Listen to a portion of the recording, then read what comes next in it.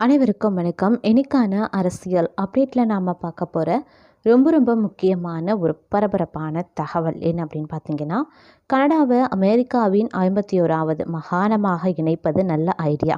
அது மட்டும் இல்லாமல் கனடாவில் வசிக்கக்கூடிய பலரும் அந்த நாட்டை அமெரிக்காவுடன் இணைக்க விரும்புகிறாங்க அப்படின்னு டொனால்ட் ட்ரம்ப் சொல்லியிருக்கிறது பெரும் பரபரப்பை ஏற்படுத்தி வந்துட்டுருக்கு அப்படின்னு தான் சொல்லணும். அது மட்டும் இல்லாமல் அமெரிக்காவுடைய 51வது மாகாணமாக இணைய போகிறதா கனடா அப்படிங்கிற ஒரு கேள்வியும் தற்போது எழுந்து வந்திருக்கு. இது தொடர்பாக டொனால்ட் ட்ரம்ப் ஒரு அதிர வைக்கக்கூடிய ஒரு கருத்தையும் வெளியிட்டிருக்காரு.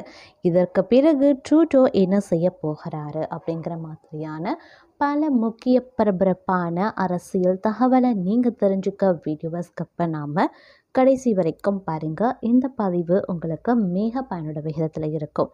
வீடியோக்குள்ளே போகிறதுக்கு முன்னாடி இது வரைக்கும் நீங்கள் நம்ம சேனலை சப்ஸ்கிரைப் பண்ணலன்னா உடனே சப்ஸ்கிரைப் பண்ணிக்கோங்க. அப்படியே பக்கத்தில் இருக்கக்கூடிய நோட்டிஃபிகேஷனுக்கான பெல் பட்டனையும் ப்ரெஸ் பண்ணிக்கோங்க. சரி நேயர்களே, வாங்க வீடியோக்குள்ளே போகலாம். கனடாவை அமெரிக்காவின் 51வது மாகாணமாக இணைக்கிறது ஒரு நல்ல ஐடியா அப்படின்னும், கனடாவில் வசிக்கக்கூடிய பலரும் அந்த நாட்டை அமெரிக்காவுடன் இணைக்க விரும்புகிறாங்க அப்படின்னு சொல்லி டொனால்ட் ட்ரம்ப் சொல்லியிருக்கிறது பெரும் பரபரப்பை ஏற்படுத்தி வந்துட்டுருக்கு. அதோடு நிதி நெருக்கடியில் சிக்கியிருக்கக்கூடிய கனடா விரைவில் அமெரிக்காவின் ஒரு அங்கமாக மாறவுள்ளதா அப்படிங்கிற கேள்வியும் தற்போது எழுந்திருக்கு அப்படின்னு சொல்லலாம். அதாவது அமெரிக்காவும் கனடாவும் அண்டை நாடுகளாக இருக்காங்க. தற்போது கனடாவின் பிரதமராக ஜஸ்டின் ட்ரூடோ இருக்கார்.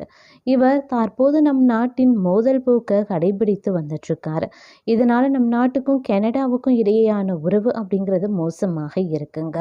அதே போலத்தான் தன்னுடைய அண்டை நாடான அமெரிக்காவுக்கும் கனடாவுக்கும் இடையே தற்போது பிரச்சனை ஏற்பட்டிருக்கு அப்படின்னு சொல்லலாம். இதற்கு முக்கிய காரணம் அப்படின்னா, அமெரிக்காவின் புதிய அதிபராக தேர்வாக இருக்கக்கூடிய டொனால்ட் ட்ரம்ப் தான். அமெரிக்க அதிபர் தேர்தலில் வென்றாலும் கூட டொனால்ட் ட்ரம்ப் இன்னும் அந்த பொறுப்பை ஏற்கலை. 2025 ஜனவரி மாதம் 20ஆம் தேதி தான் அவர் அமெரிக்க அதிபராக போகிறாரு. ஆனால் அமெரிக்க அதிபராகிறதுக்கு முன்னாடியே பார்த்தோம் அப்படின்னா டொனால்ட் ட்ரம்ப் பல நாடுகளுக்கு பீதியை ஏற்படுத்தி வந்துட்டுருக்காரு. அந்த வகையில் தான் டொனால்ட் ட்ரம்ப் சொன்ன வார்த்தை கனடாவுக்கு பெரும் சிக்கலை ஏற்படுத்தியிருக்கு. அதாவது கனடாவுக்கு அதிக வரி விதிக்கப்படும் அப்படின்னு அறிவித்திருக்காரு. அதாவது கனடாவின் பொருட்களுக்கு 25% வரைக்கும் கூடுதல் வரி விதிக்கப்படும் அப்படின்னு டொனால்ட் ட்ரம்ப் கூறியிருக்காரு. ஏற்கனவே கனடா பொருளாதார நெருக்கடியில் இருக்கிறதுனால இது மேலும் சிக்கலை ஏற்படுத்தும். இது அடுத்த சமீபத்தில் டொனால்ட் ட்ரம்ப்பை ஜஸ்டின் ட்ரூடோ சந்தித்து பேச்சுவார்த்தையும் நடத்தியிருக்காரு. அப்போது கூடுதல் வரி விதிக்கிறத கைவிட வேண்டும் அப்படின்னு ஜஸ்டின் ட்ரூடோ டொனால்ட் ட்ரம்ப்பிடம் கோரிக்கை வைத்திருக்காராம். அதற்கு டொனால்ட் ட்ரம்ப் வரி விதிக்கப்படாமல் இருந்தால் அமெரிக்காவின் ஒரு பகுதியாக கனடா மாறும் அப்படின்னும் ஜஸ்டின் ட்ரூடோவிடம் கூறியுள்ளதாக பரபரப்பான தகவலும் வெளியாகியிருந்தது. இந்த நிலையில தான் தற்போது டொனால்ட் ட்ரம்ப் மீண்டும் கனடாவை அமெரிக்காவுடன் இணைக்கிறதுல ஆர்வமாக இருக்கிறத வெளிப்படுத்தியிருக்காரு. தற்போது அமெரிக்காவில் 50 மாகாணங்கள் இருக்கு. கனடாவை 51வது மாகாணமாக இணைப்பது நல்ல ஐடியா அப்படின்னு டொனால்ட் ட்ரம்ப் தெரிவித்திருக்காரு. இது பற்றி டொனால்ட் ட்ரம்ப் தனது வலைதள பக்கத்தில் என்ன சொல்லியிருந்தாரு அப்படின்னா, கனடாவிற்கு ஆண்டுக்கு 100 மில்லியன் அமெரிக்க டாலர் அளவுக்கு மானியம் வழங்குகிறோம். இது ஏன் செய்கிறோம் அப்படின்னு யாராலும் பதிலளிக்க முடியாத நிலை இருக்கு. இப்படியான சூழலில் கனடாவுக்கு மானியம் வழங்குறதுல எந்த அர்த்தமும் கிடையாது. கனடாவில் வசிக்கக்கூடிய பலரும் அந்த நாட்டு அமெரிக்காவின் 51வது மாகாணமாக மாற்ற வேண்டும் அப்படின்னு விரும்புகிறாங்க. இதன் மூலமாக வரி மற்றும் இராணுவத்துறையில் பெரும் நிதியை சேமிப்பாங்க. கனடாவை அமெரிக்காவின் 51வது மாகாணமாக மாற்றுவது நல்ல யோசனை அப்படின்னு நான் நினைக்கிறேன் அப்படின்னு சொல்லியிருக்காரு. முன்னதாக கனடா பிரதமர் ஜஸ்டின் ட்ரூடோவுடன் ஏற்பட்ட கருத்து வேறுபாட்டால் அந்த நாட்டின் நிதி அமைச்சர் கிறிஸ்டியா பின்லாந்து தனது பதவியை ராஜினாமாவும் செய்திருந்தார். இது பற்றி டொனால்ட் ட்ரம்ப் கூறும்போது, நிதியமைச்சர் ராஜினாமா செய்தது அப்படி இல்லைன்னா அவரை நீக்கிய காரணத்தால் தி கிரேட் ஸ்டேட் ஆஃப் கனடா திகைத்து நிற்கிறாங்க அப்படின்னு சொல்லியிருக்காங்க. இதில் கனடா நாடு அப்படிங்கிறத குறிப்பிடாமல் மாகாணம் என்ற வகையில் குறிப்பிட்டும் இருந்தார். இத்தகைய சூழலில் தான் கனடாவை அமெரிக்காவின் 51வது மாகாணமாக சேர்ப்பது நல்ல ஐடியா அப்படின்னு டொனால்ட் ட்ரம்ப் கூறி பரபரப்பை கிளப்பியிருக்காரு அப்படின்னு கூட சொல்லலாம்.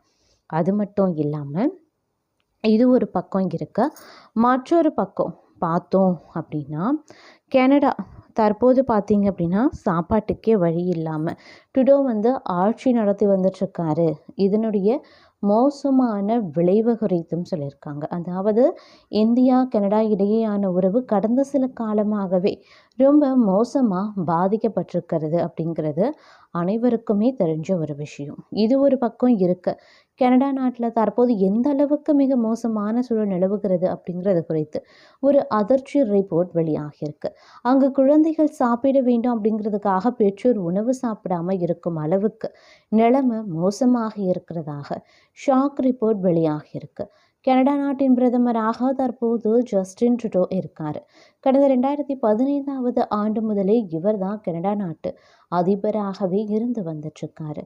கடந்த சில மாதங்களுக்கு முன்பு கூட காலிஸ்தான் பயங்கரவாதி கொலையில் இந்தியாவுக்கு தொடர்பு இருப்பதாக இவர் தான் ஆதாரமற்ற குற்றச்சாட்டுகளையும் சொல்லியிருந்தார். இதற்கிடையே இவரது ஆட்சியில் கனடா தற்போது வரலாற்றில் இல்லாத மிக மோசமான நிலையில தள்ளப்பட்டுள்ளதாக தகவல் வெளியாகியிருக்கு. அங்கே இருக்கக்கூடிய பெற்றோர்களில் சுமார் 25% பேர் தங்கள் குழந்தைகளுக்கு போதுமான அளவு உணவு கிடைக்கிறத உறுதி செய்ய அவர்கள் எடுத்துக்கொள்ளும் உணவை குறைத்து கொண்டிருக்காங்க. அதாவது பெற்றோர் சாப்பிடாம இருந்தாதான் குழந்தைகளுக்கு போதிய அளவு உணவு தர முடியும் அப்படிங்கிற சூழலும் ஏற்பட்டிருக்கு. கடந்த சில ஆண்டுகளாகவே அங்கு வீட்டு வாடகை அதிகரித்திருக்கு, வேலை வாய்ப்பு குறைந்து பணவீக்கம் அதிகரித்திருக்கிறதுனால கனடா மக்கள் பெரும் சிரமத்தை எதிர்கொண்டுள்ளதையே இது காட்டுது அப்படின்னு சொல்லலாம். இதன் காரணமாகவே கனடாவில் 4ல் சுமார் 1 பங்கு பெற்றோர் தாங்கள் எடுத்துக்கொள்ளக்கூடிய உணவின் அளவை குறைத்தும் இருக்காங்க. கடந்த நவம்பர் 21ஆம் தேதி சால்வேஷன் ஆர்மியின் சார்பில் வெளியிட்ட அறிக்கையில் தான் இது குறிப்பிடப்பட்டிருக்கு. மேலும் சுமார் 90% மக்கள் பிற தேவைகளை சமாளிக்க மளிகை பொருட்களுக்கான செலவை குறைத்துள்ளதாகவும் அதில் சொல்லியிருக்காங்க. இது தொடர்பாக கனடா சால்வேஷன் ஆர்மியின் செய்தி தொடர்பாளர் ஜான் முர்ரே என்ன சொல்லியிருந்தார் அப்படின்னா, உண்மை என்னவென்றால் இங்கு நிலைமை ரொம்ப மோசமாக இருக்குது. கனடா நாட்டில் பலர் தங்களுடைய அன்றாட தேவைகளை பூர்த்தி செய்கிறதுல கூட சிரமத்தை எதிர்கொண்டிருக்காங்க. குறிப்பாக குழந்தைகளினுடைய தேவைகளை பூர்த்தி செய்கிறதுல கூட சிரமத்தை எதிர்கொண்டிருக்காங்க. கனடா மிக மோசமான ஆபத்தில் இருக்கிறதையே இது காட்டுது அப்படின்னும் அதில் சொல்லியிருக்காரு. அங்கு சத்து குறைவான உணவுகளின் விலை குறைவாக இருக்கிறதுனால வேறு வழி இல்லாமல் பலரும் அதை வாங்கும் சூழலுக்கு தள்ளப்பட்டிருக்காங்க. மேலும் பணப்பிரச்சனை காரணமாக சுமார் 84% பேர் உணவை சாப்பிடாம இருந்து விடுவதாக அதில் குறிப்பிட்டிருக்காங்க. கனடா நாட்டில் அந்த அளவுக்கு நிலைமை மோசமாக இருக்கிறதாக அதில் தெரிவிக்கப்பட்டிருக்கு. இதனால் கனடா நாட்டு மக்கள் ட்ரூடோ மீது கடும் அதிருப்தியிலையும் இருக்காங்களாம். அங்கு பொதுவாகவே 4 ஆண்டுகளுக்கு ஒரு முறை நாடாளுமன்ற தேர்தல் நடத்தப்பட வேண்டும். இதற்கு முன்பு 2021 அங்கே நாடாளுமன்ற தேர்தல் நடந்திருக்கு. அதில் கூட ட்ரூடோ கட்சிக்கு தான் தனி பெரும்பான்மை கிடைக்கல. தற்போது கூட்டணி கட்சிகளின் ஆதரவுடனேயே ஆட்சியிலையும் இருக்காரு. அடுத்த ஆண்டு அங்கு தேர்தல் நடைபெற இருக்கக்கூடிய நிலையில் மக்கள் அதிருப்தியால் நிச்சயம் தோல்வியை தழுவுவாரு அப்படின்னு சொல்லப்படுது அப்படின்னு கூட சொல்லலாம். அது மட்டும் இல்லாமல் இந்தியாவுக்கு எதிராக தொடர்ந்து அவதூறுகளை பரப்பி மோதலில் ஈடுபட்டு வரக்கூடிய கனடா பிரதமர் ஜஸ்டின் ட்ரூடோவின் பதவி பறிபோகக்கூடிய சூழல் தற்போது எழுந்திருக்குது அப்படின்னு தாங்க சொல்லணும். தற்போது அந்த நாட்டினுடைய நிதி அமைச்சராகவும் துணை பிரதமராகவும் இருந்த கிறிஸ்டியா தனது பதவியை ராஜினாமா செய்துள்ளது ஜஸ்டின் ட்ரூடோவுக்கு பெரும் நெருக்கடியை ஏற்படுத்தியிருக்கு. கனடாவின் பிரதமராக இருப்பவர் ஜஸ்டின் ட்ரூடோ. இவர் லிபரல் கட்சியை சேர்ந்தவர். ஜஸ்டின் ட்ரூடோ நம் நாட்டுடன் கடும் மோதல் போக கடைபிடித்தும் வந்துட்டுருக்காரு. அதோடு ஆதாரமில்லா குற்றச்சாட்டுக்களை நம் நாட்டின் மீது கூறி வந்துட்டுருக்காரு. இதற்கு நம் நாடும் தக்க பதிலடி கொடுத்தும் வந்துட்டுருக்காங்க. இந்த நிலையில தான் தற்போது ஜஸ்டின் ட்ரூடோ நெருக்கடியான நிலையை சந்தித்திருக்காரு. அதோடு அடுத்த ஆண்டு கனடாவில் நாடாளுமன்ற தேர்தல் நடைபெற இருக்கிறது. ஆனால் அதற்கு முன்பாகவே ஜஸ்டின் ட்ரூடோ தனது பதவியை ராஜினாமா செய்யவுள்ளதாக பரபரப்பான தகவலும் தற்போது வெளியாகியிருக்கிறது அப்படின்னு தான் சொல்லணும். அது மட்டும் இல்லாமல் தற்போது பார்த்தீங்க அப்படின்னா நிஜார் கொலை வழக்கு அங்கு பிரச்சனையான நிலையில் இந்தியா தான் ஏஜென்சி மூலம் கொலை செய்திருக்கலாம், இது நம்பத்தகுந்த வட்டாரத்தில் இருந்து கிடைத்த தகவல் அப்படின்னு கனடா பிரதமர் ஜஸ்டின் ட்ரூடோ நாடாளுமன்றத்தில் சொல்லியிருக்காரு. இதனை இந்தியா கடுமையாக கண்டித்தும் இருக்காங்க. உண்மைக்கு புறம்பான தகவல்களை கூற வேண்டாம் என இந்தியா எச்சரிக்கையும் விடுத்திருக்கு. ஆனால் ஜஸ்டின் ட்ரூடோ தனது நிலைப்பாட்டை மாற்றியும் கொள்ளலை. இதனால் இரு நாடுகள் இடையிலான உறவுல விரிசலம் ஏற்பட்டிருக்கு.